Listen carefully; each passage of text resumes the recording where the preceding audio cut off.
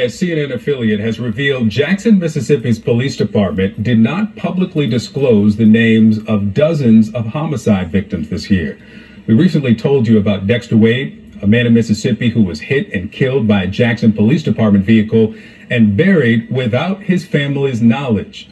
Wade's mother told me about when police finally contacted her about her son months later. Well, when they first called me and said, we found Dexter, I said, oh, Lord, let him be okay. So I said, where he at or what's, going on with him? She said, well, I'll let Officer Gerard come out there and talk to you. Right then, when she said that, it's just my heart dropped because I knew, I just knew that he was deceased. New reporting by CNN affiliate WLBT has now revealed a similar case. 40-year-old Mario Moore was killed in February, buried in the same pauper's field where Dexter Wade was buried. Moore's family did not find out about his death until October, after seeing his name in WLBT's reporting on more than 20 homicide victims that Jackson police did not disclose to the public. Joining me now is the investigative reporter who brought this to light, CJ LeMaster, with CNN's affiliate there in Jackson. CJ, good to see you. This is, I want to say unbelievable, but not. It is heartbreaking. Tell us this story, because unlike Dexter Wade, who was killed by an off-duty officer, this man, Mr. Moore, was found dead and then reported to police. What's his story? So what happened here is a situation where he was killed by blunt force trauma. That's what we know. He was found wrapped in a tarp on a street in the western part of the city. And at that point, police claimed they did not there were conflicting reports as to whether there was even ID found on him. But suffice it to say, it took some time for them to identify him. But at that point, all we know from the captain who was in charge of detectives for the department, he told us in an interview that essentially they sent a detective to a home that they found in connection with Moore. They left a card, and that was it. There was no follow-up. We pressed the captain for this in one of our interviews, and he didn't really have any explanation. He said, well, that is sufficient.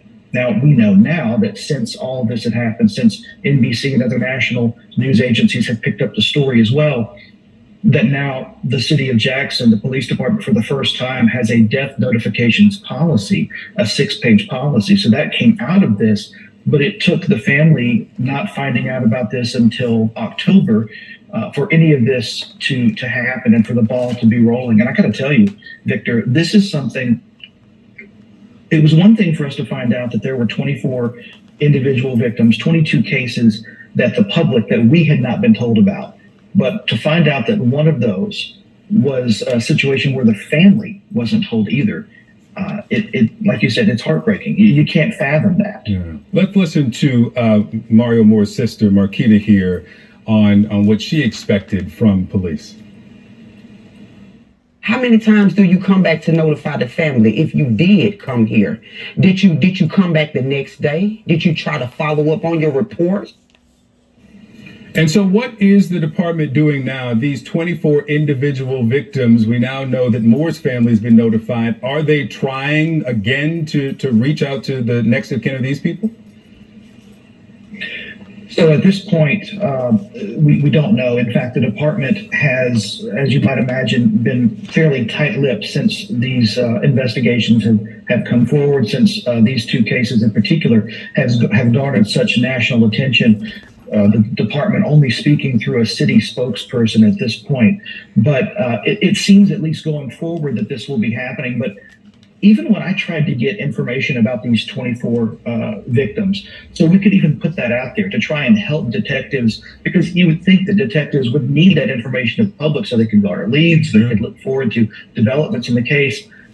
We got very little. I'm saying maybe a paragraph's worth of information. And so that's part of the problem here. We talked to the captain about this, Captain Abraham Thompson, who, by the way, after our story came out, I think a day later, he was shifted. He's no longer over detectives in the department. He's not over a single certified officer. But he told us, he said, well, I'm not even really that frustrated that information didn't get out, because we don't want to put a time frame on solving these cases. And that sort of flies in the face of what you're familiar with, I'm sure. People, the first 48 hours are the most crucial when it comes to investigating homicides. Yeah. And what more is Jackson saying about this specific case and what they are planning to do as they move forward? You say this new 6-page protocol. So this new 6-page protocol, we actually just got a copy of it not long ago. I want to say it was a day or so ago that we finally got a copy of it through a records request. And essentially, it puts Jackson in line with other agencies, with other cities, frankly, smaller than Jackson, that requires every effort to be made to be able to contact these individuals when something happens. Keep in mind that the city actually has blamed this on a miscommunication, on a failure of communication, if you will, but recently has shifted that to blaming the coroner's office, because according to statute, the coroner's office does have responsibilities in notifying the family. And so what we saw with the Dexter Wade case, what we're seeing now with the Mario Moore case, is that there's this shifting of blame to the coroner's office. The coroner's office, as you might imagine, not returning our calls, not saying anything publicly about this.